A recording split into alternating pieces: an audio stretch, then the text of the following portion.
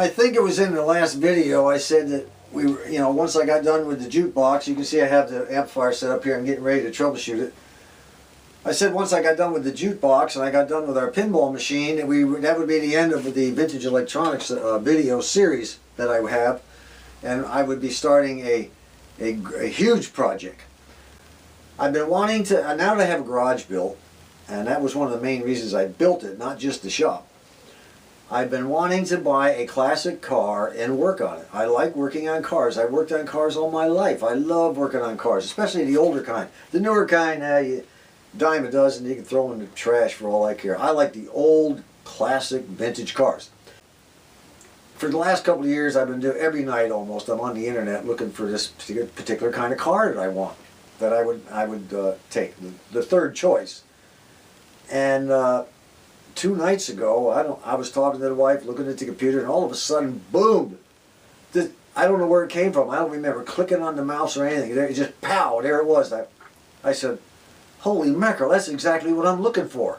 Well, lo and behold, here I am looking all over the United States for cars, classic cars, when here it was right in my own backyard. Didn't even know it. Where this horse is across the street from where we live, if you watch my videos, you've seen the horse. There's a hill way up and back there. On the other side of the hill is a road. This guy lives on that road, 6 miles from where I live, who had that car. This is the new huge project, or large project, that we'll be doing.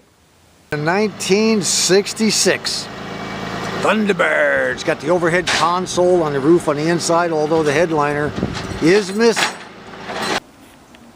Well, hello again. Welcome to part 2 of our 1966 Thunderbird, refurbishment.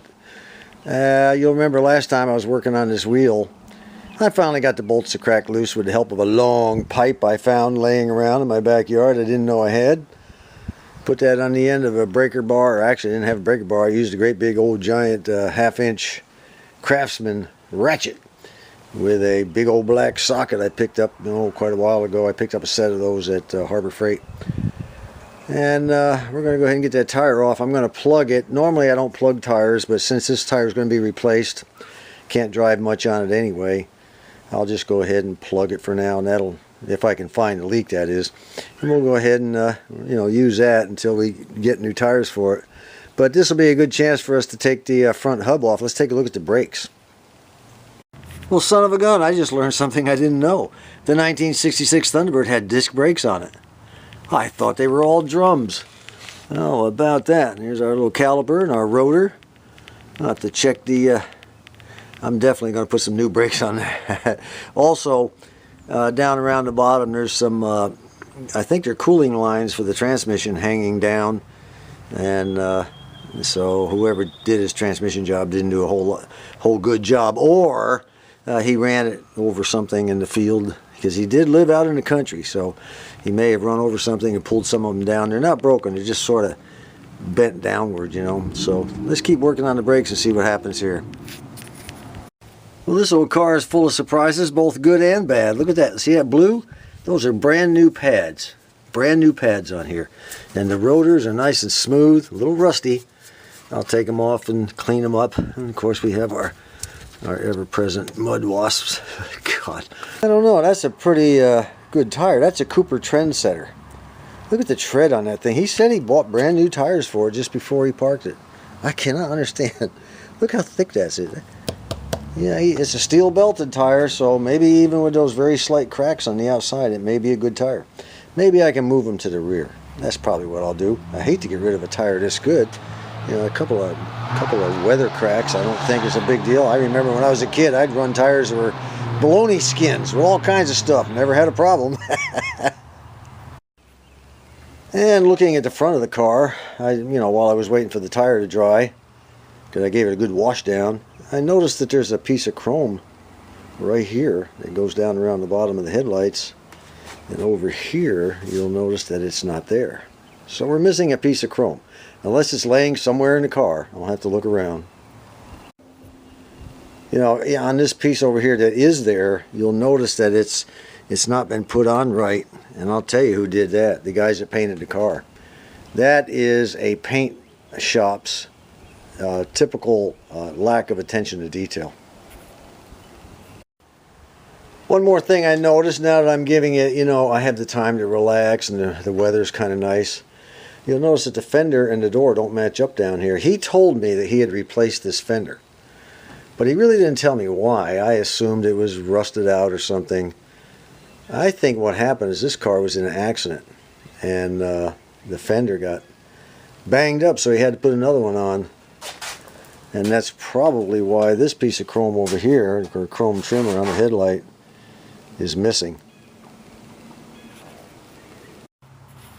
Thought I'd take a little coffee break here and show you some of the stuff that he gave me in addition to the car. This is a reproduction owner's manual. That's kind of nice. I was going to have to pay a fortune for one of those, but he provided it to me. He gave me a complete shop manual for a 66 Thunderbird. Everything I could possibly need to know is in here, plus stuff I don't need to know. That was also a good thing he did. And then he has some places where I can buy parts. His Thunderbird headquarters, obsolete Ford parts.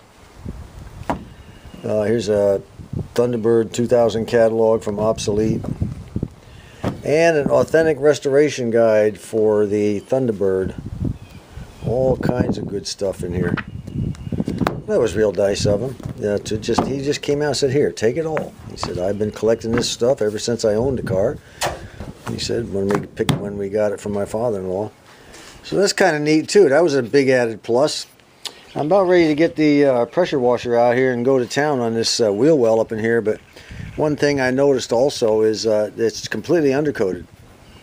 Everything is undercoated on this car, which really helps with a lack of rust.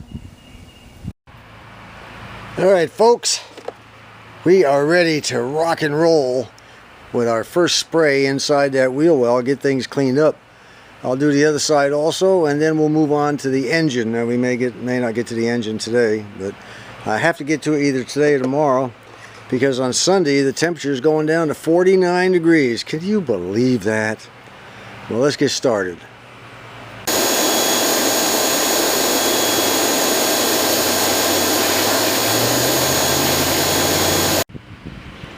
Well, she's a whole lot cleaner. Yeah, I'll tell you what.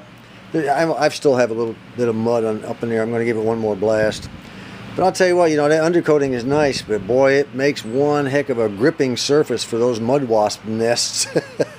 Man, it's hard to get off. You blast and blast and blast, and it just hangs right in there. One thing I noticed, though, our caliper petcock is awfully rusty. Boy, that thing is, you can't hardly see it in the camera, but that thing is really rusty. It looks to me like a future problem, but we're not going to get ahead of ourselves. We're just cleaning today. Alright, she's been sprayed a second time, and while it dries I need to take this old wheel out here and tire out to the shop and see if I can't find out where that hole is that's causing the flat. Well, as expected, it turned out to be a rim leak, and I was expecting the leak to be here where the rust was, but it turned out not to be. It's between this mark and this mark, this mark and this mark. Let me zoom in here a little bit so you can see the marks a little better, I guess. And it's also between this mark and all the way up to this mark here. So I've got 3 places around the rim that are leaking, and where it's real rusty and everything from having sat down in that mud all those years, there's no leak at all. Alright, let's try it one more time. Hopefully we won't see any bubbles. I gave it a really good clean out down in there. I don't see any bubbles. No bubbles, tiny bubbles. That's what we had. Let's try it around here.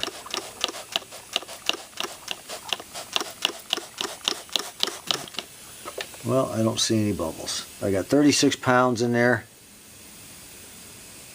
I don't see any bubbles.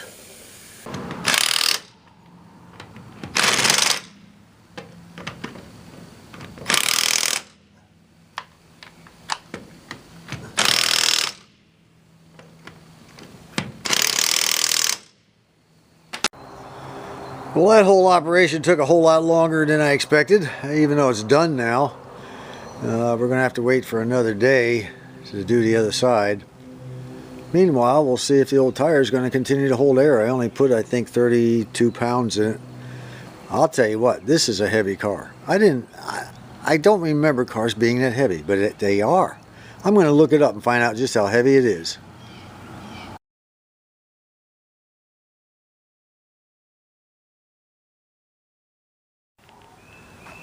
Oh, Evan, he got about, I guess about 60% done on this thing, and it's a lot of work. You know, he's a cement worker, and he works hard during the week. And then, you know, I call him up to come over here and put a little more manual labor in, and it looked easy, but it's not. But he's going to come back another day and finish it up. He's got about from right here back, and the door panels are cleaned up a little bit, but you know, he didn't have a whole lot to work with, guys. You know, anyway, we're going to have to let it dry out for a few days. He got the carpets all out, and as you can see, I have a hole right there on the driver's side, and I'm going to pull this. I think this thing should pull out. No, it's probably bolted in. Anyway, let's go around and take a look at the passenger side.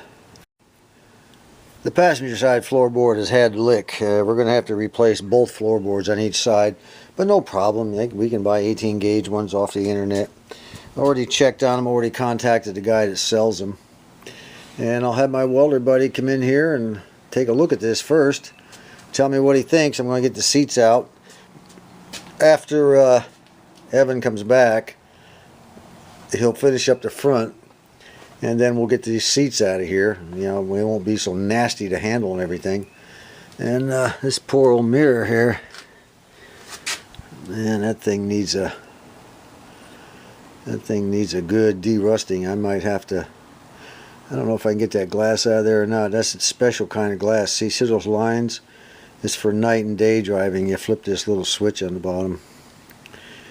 Anyway, he'll go ahead and finish that up, and we'll see how that goes. But this panel didn't cleaned up pretty good too, but again, he didn't have a whole lot to work with. We're going to get these panels off. We're going to do all kinds of things to it. It's just a slow, steady process, bit by bit. And then one good news, though, is the trunk. The trunk was almost perfect. There was not a rust, hardly. The most rust on the trunk is that thing right there that holds the tire hook. A little bit of rust down in here, but for the most part, this entire thing wasn't even rusted at all down. No rust on the bottom. So I'm kind of happy about that. And this has had an initial cleaning. With these kinds of cars, when you kind of clean up this mess, it takes 2, sometimes 3 cleanings. You got to do it all to get it clean. But right now, I'm kind of satisfied with the initial cleaning. So anyway, that's it for now. I think the next time we come back, we'll be doing more cleaning, more removing of the wheels, and power washing up in there, and maybe cleaning underneath the trunk lid, stuff like that, you know. Anyway, until next time, I hope you had fun. This is John.